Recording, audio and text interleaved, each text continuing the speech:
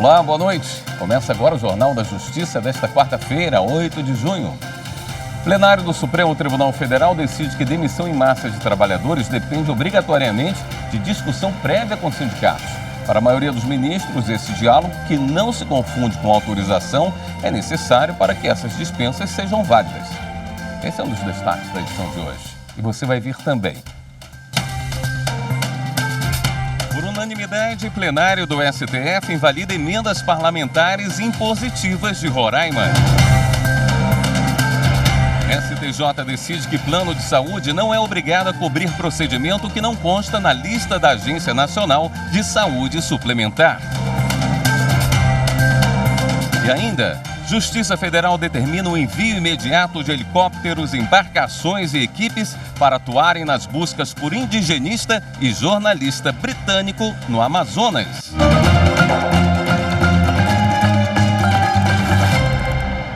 O plenário do Supremo Tribunal Federal, por maioria, decidiu pela necessidade de negociação coletiva antes da demissão em massa de trabalhadores. O caso diz respeito à dispensa em 2009 de mais de 4 mil empregados da empresa brasileira de aeronáutica, a Embraer. No recurso, a empresa e a Eleb Equipamentos questionam decisão do Tribunal Superior do Trabalho que estabeleceu, em relação a casos futuros, a necessidade de negociação coletiva antes de demissão em massa. O caso tem repercussão geral reconhecida, ou seja, a decisão deverá ser adotada em casos semelhantes em todo o país. O julgamento no plenário do STF começou em maio do ano passado, quando o relator do recurso, o ministro Marco Aurélio, entendeu que não há previsão legal que obrigue a negociação prévia nas hipóteses de demissões coletivas ou em massa. Na ocasião, acompanharam o relator os ministros Nunes Marques e Alexandre de Moraes. Os ministros Edson Fachin e Luiz Roberto Barroso divergiram por entenderem que o TST não exigiu acordo ou autorização prévia para a demissão, mas apenas que os representantes dos sindicatos sejam ouvidos e tenham o direito de apontar outras saídas. O julgamento foi retomado com o voto vista do ministro Dias Toffoli, que acompanhou a divergência. Reputo imprescindível a participação prévia dos sindicatos profissionais, como requisito de validade das dispensas coletivas, por imperativo constitucional no que tange à garantia do pleno emprego, ao valor social do trabalho, bem como ao disposto no artigo 8º 3 da Constituição Federal, o qual requer-se investir os sindicatos de legitimidade para a defesa dos direitos e interesses coletivos ou individuais das categorias profissionais. De outro vértice, ao contrário de macular o princípio da livre iniciativa, a medida trará vantagens também ao empregador que, por meio do diálogo e técnicas de negociação, e aqui vale frisar, não se trata de pedir autorização ao sindicato, mas de envolvê-lo em um processo coletivo com foco na manutenção de empregos, poderá encontrar soluções alternativas ao rigor das dispensas coletivas, evitar a incidência de multas, contribuir para a recuperação e o crescimento da economia do país, ou da região, ou do município, bem como para a valorização do trabalho humano e a existência digna, cumprindo de modo efetivo a sua função social. As ministras Carmen Lúcia e Rosa Weber e o ministro Ricardo Lewandowski também votaram pela validade da decisão do TST. Tendo como sendo imprescindível a participação prévia dos sindicatos profissionais como requisito de validade nas dispensas coletivas, especialmente nas dispensas em massa, que geram uma grande estabilidade não apenas para cada um dos trabalhadores, como para toda a sociedade. Esta negociação na fórmula que foi apregoada aqui, especialmente a partir do voto e da proposta de tese do ministro Barroso, a quem estou acompanhando no sentido de ser imprescindível o diálogo democrático nos termos da Constituição, no cenário constitucionalmente estabelecido, o que não significa que se tenha uma autorização como vinculante para o resultado. Da vigência da Constituição de 1988, das convenções internacionais da OIT ratificadas pelo Brasil relativas a direitos humanos e, por consequência, direitos trabalhistas, e em face da leitura atualizada da legislação infraconstitucional do país, é preciso é inevitável, diz o acórdão, concluir-se pela presença de um Estado democrático de direito. O ministro Gilmar Mendes votou com o relator. Já o ministro Alexandre de Moraes mudou o voto, acompanhando agora a divergência. Assim, o plenário, por maioria, decidiu pela necessidade de negociação coletiva antes de demissão em massa, com a seguinte tese de repercussão geral. A intervenção sindical prévia é exigência procedimental imprescindível para a dispensa em massa de trabalhadores, que não se confunde com autorização prévia por parte da entidade sindical ou celebração de convenção ou acordo coletivo. Essa sessão terminou agora há pouco. Nós vamos falar ao vivo com a repórter Marta Ferreira, que tem mais informações sobre o julgamento desta quarta-feira. Oi, Marta, boa noite. Boa noite, William. Boa noite a todos. Na sequência da sessão foi iniciado o julgamento de 3 ações que questionam uma lei do Estado de São Paulo que obriga a estender a clientes antigos promoções oferecidas a novos clientes. O plenário vai decidir se essa lei invadiu competência privativa da União e se também fere princípios constitucionais, como, por exemplo, da livre iniciativa e da livre concorrência. Hoje houve as sustentações orais e também a manifestação do Procurador-Geral da República. Amanhã o julgamento será retomado com o voto do ministro Luiz Roberto Barroso, relator de 2 dessas ações, e também do ministro Alexandre de Moraes, que é relator da 3ª ação. William. Certo, Marta, obrigado pelas informações. O Supremo Tribunal Federal considerou inconstitucionais e invalidou emendas parlamentares impositivas do Estado de Roraima. A decisão foi no plenário virtual. O voto do relator do caso, o ministro Luiz Roberto Barroso, foi acompanhado pelo plenário da Corte, que declarou a inconstitucionalidade de normas do Estado de Roraima que estabeleciam para as emendas parlamentares impositivas um patamar diferente do imposto pela Constituição Federal e julgou procedente a ação direta de inconstitucionalidade. Na ação, o governador de Roraima argumentava que o chamado orçamento impositivo para emendas parlamentares está prevista na Constituição Estadual.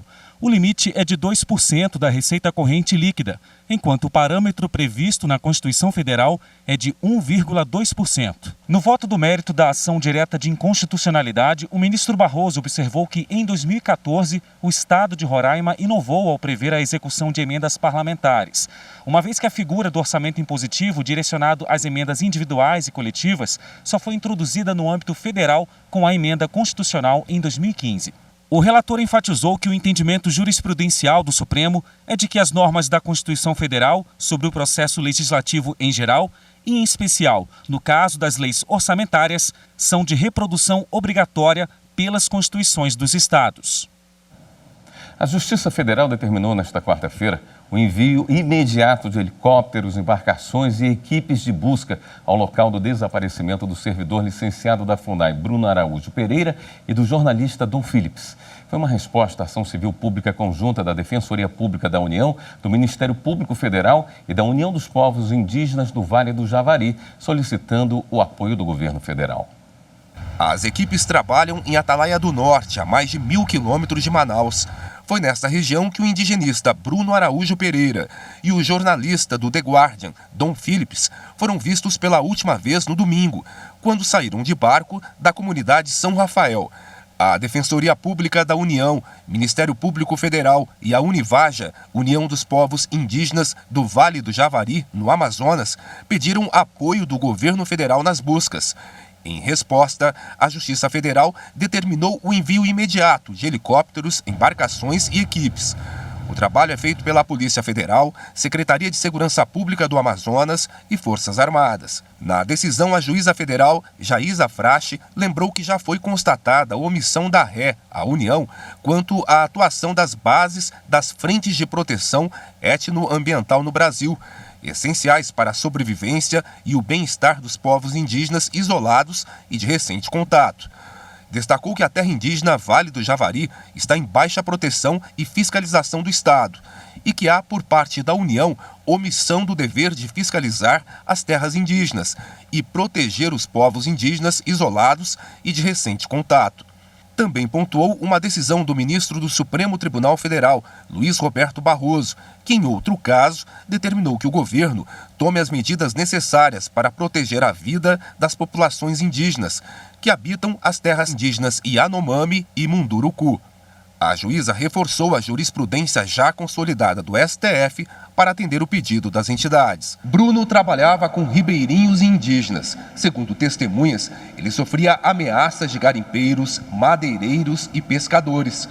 O jornalista Dom Phillips acompanhava o indigenista para fazer uma reportagem sobre as comunidades. A Alessandra Sampaio, mulher do jornalista, fez um apelo ao governo. Eu queria fazer um apelo ao governo federal para os órgãos competentes a intensificar as buscas, que a gente ainda tem um pouquinho de esperança de encontrar eles. Mesmo que eu não encontre o amor da minha vida vivo, eles têm que ser encontrados. Por favor, intensifique essas buscas. O Itamaraty informou que o governo brasileiro seguirá acompanhando as buscas, com o zelo que o caso demanda, e enviando os esforços necessários para encontrar prontamente o profissional da imprensa britânica e o servidor da FUNAI. De acordo com a Secretaria de Segurança Pública do Amazonas, um suspeito foi detido e nega qualquer envolvimento. 5 testemunhas também foram ouvidas. O Ministério Público Federal abriu investigação e acionou a Polícia Federal, Polícia Civil, Força Nacional e Frente de Proteção Etnoambiental do Vale do Javari. Agora há pouco, houve uma entrevista coletiva em Manaus. O superintendente da Polícia Federal no Amazonas, Eduardo Alexandre Fontes, afirmou que o trabalho foi reforçado com a instalação de um comitê e que a PF vai divulgar um boletim sobre as buscas e as investigações sempre no fim da tarde. O secretário de Segurança Pública do Amazonas, general Carlos Alberto Mansur, informou que o Estado aumentou o número de policiais militares na região para abordagens e a Polícia Civil trabalha em outro inquérito. Representantes do Exército, Marinha e do Corpo de Bombeiros disseram que o trabalho é complexo diante das dificuldades de acesso. As buscas estão concentradas numa área de 40 quilômetros. STJ decide que plano de saúde não é obrigado a cobrir procedimento fora do rol da ANS. Assunto para o próximo bloco. Até já. A TV Justiça é importante para a sociedade brasileira porque não apenas ela possibilita uma abertura do Poder Judiciário para que toda a sociedade possa acompanhar os principais debates jurídicos, as principais decisões, como também ela representa um importante recurso de aprendizagem da cidadania por meio da compreensão de quais são os direitos que cidadãs e cidadãos possuem pela Constituição brasileira e por toda a legislação.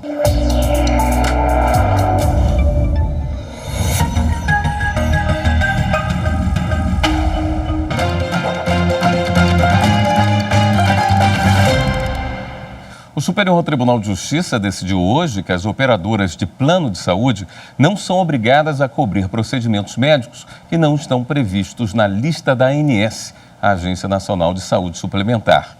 A maioria dos ministros seguiu o entendimento do relator, ministro Luiz Felipe Salomão. Para eles, o chamado rol de procedimentos da ANS é taxativo, ou seja, a lista não contém apenas exemplos, mas todas as obrigações de cobertura para os planos de saúde. E o Superior Tribunal de Justiça manteve a ação penal contra o ex-diretor do Flamengo denunciado pelo incêndio no Ninho do Urubu.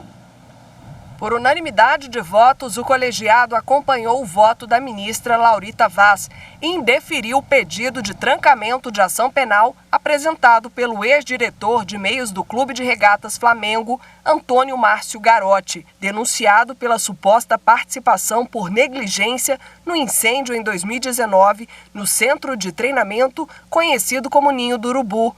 10 adolescentes que jogavam na categoria de base do time morreram na tragédia e 3 ficaram gravemente feridos. Márcio Garotti, que ocupava o cargo desde 2017, foi denunciado pelo Ministério Público do Rio de Janeiro, em conjunto com 10 corréus, pelo crime de incêndio culposo qualificado pelas mortes e pelas lesões corporais. No recurso em habeas corpus apresentado ao STJ, a defesa do ex-diretor alegou inépcia da denúncia, sob o fundamento de que a acusação não traria os requisitos mínimos previstos pelo Código de Processo Penal para o recebimento da denúncia. A ministra Laurita Vaz destacou que, pela denúncia apresentada, Márcio Garotti tinha influência central na tomada de decisão do clube, havendo indícios de que ele, em conjunto com os corréus, negligenciou as medidas de segurança das categorias de base do time e que eles também teriam conhecimento das irregularidades no acolhimento dos adolescentes, em especial no tocante à inexistência de autorização legal para o uso dos contêineres como alojamento para os jovens.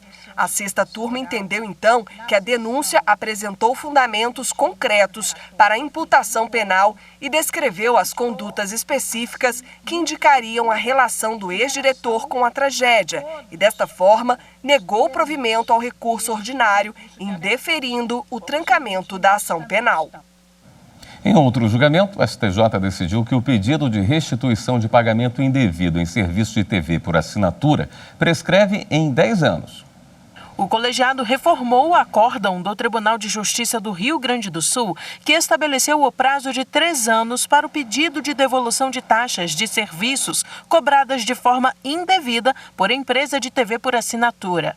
No caso analisado, uma usuária que sempre manteve em dia o pagamento do serviço passou a receber e-mails e ligações da empresa com a cobrança de supostas faturas em atraso.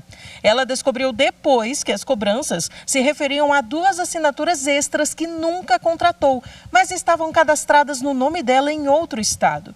Devido a essa situação, a consumidora teve bloqueados os canais de TV e também o acesso ao cadastro no site da empresa. Na ação ajuizada contra a operadora, ela cobrou a restituição de valores pagos por serviços que não contratou, locação de equipamento opcional para ponto extra e taxa de licenciamento de software e segurança de acesso. No recurso especial apresentado ao STJ, a usuária pediu a reforma do acórdão do Tribunal de Justiça Gaúcho, sustentando que o prazo prescricional da ação deveria ser de 10 anos, o mesmo que a jurisprudência da Corte reconhece para o pedido de devolução de tarifas telefônicas cobradas indevidamente. A quarta turma deu provimento ao recurso especial da consumidora.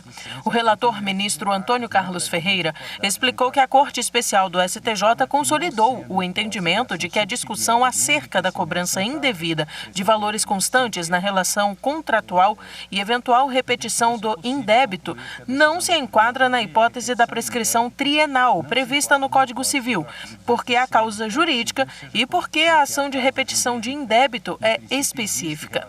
O ministro Antônio Carlos Ferreira observou ainda que a decisão do Tribunal Estadual de manter o prazo de prescrição trienal para o pedido de restituição dos valores pagos indevidamente negou vigência ao disposto no artigo 205 do Código Civil de 2002, o qual estabelece que a prescrição ocorre em 10 anos quando a lei não tiver fixado prazo menor.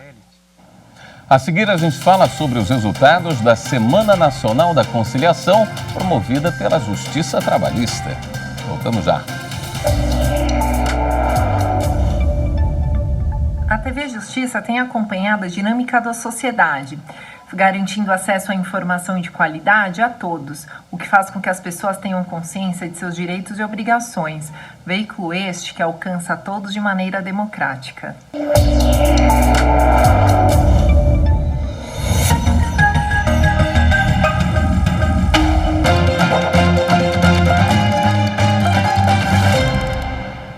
Uma repactuação promovida extrajudicialmente pela AGU com a empresa Oi vai gerar a entrada nos cofres públicos de valores na ordem de bilhões de reais.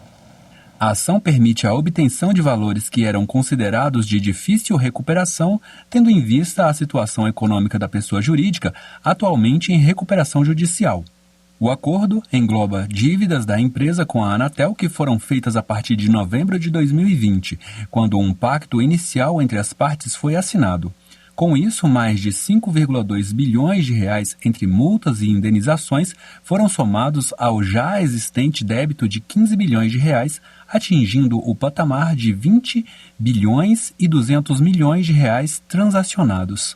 Desde a celebração do primeiro acordo em 2020, a Anatel já obteve a conversão em dinheiro de 1,7 bilhão de reais depositados pelo Grupo Oi em ações judiciais que discutiam os débitos que foram objeto do ajuste. A repactuação firmada com o Grupo Oi foi possível graças a uma alteração normativa promovida pela Lei nº 14.112, de 24 de dezembro de 2020. A premissa inicial da Lei 13.988, que prevê a possibilidade da transação, ela prevê que só pode ser feita a transação e também a repactuação com base em créditos de difícil recuperação ou irrecuperáveis, ou seja, são créditos que dificilmente seriam recuperáveis em situações normais, em processos normais, né? Então a repactuação, a transação faz com que a administração pública ofereça ao contribuinte uma oportunidade de quitar suas dívidas, de pagar suas dívidas e para a administração pública receber valores que dificilmente receberiam em situações normais. E para o Estado brasileiro isso é muito importante, porque diminui realmente aquela sensação de impunidade, né? De que esses grandes devedores jamais pagariam suas dívidas com o fisco. Além disso, a repactuação, realizada no âmbito extrajudicial, também põe fim a mais de 1.000 processos administrativos em face do Grupo Oi que estavam em curso na Anatel. Essas soluções consensuais, além de trazerem um ganho muito grande para a administração pública fazendária na medida em que os valores, como eu disse, recuperáveis e de difícil recuperação entram para os cofres, também resolve uma grande demanda judicial e uma grande demanda administrativa. O próprio devedor reconhece a sua dívida, ele quer pagar a sua dívida, ele paga a sua dívida perante a agência e diminui muito realmente o contencioso administrativo.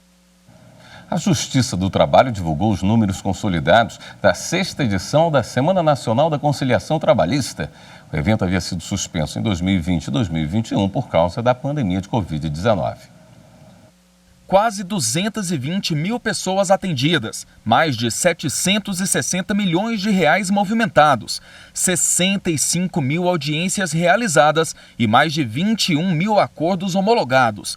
Esses foram os resultados da 6ª Semana Nacional da Conciliação Trabalhista. A cerimônia de abertura foi realizada no Tribunal Regional do Trabalho da 12ª Região em Santa Catarina e contou com a presença da vice-presidente do Tribunal Superior do Trabalho e do Conselho Superior da Justiça do Trabalho, ministra Dora Maria da Costa. A ministra, que também é coordenadora da Comissão Nacional de Promoção à Conciliação na Justiça do Trabalho, destacou que após 2 anos de suspensão em decorrência da pandemia de Covid-19, a realização da Semana de Conciliação é bastante significativa.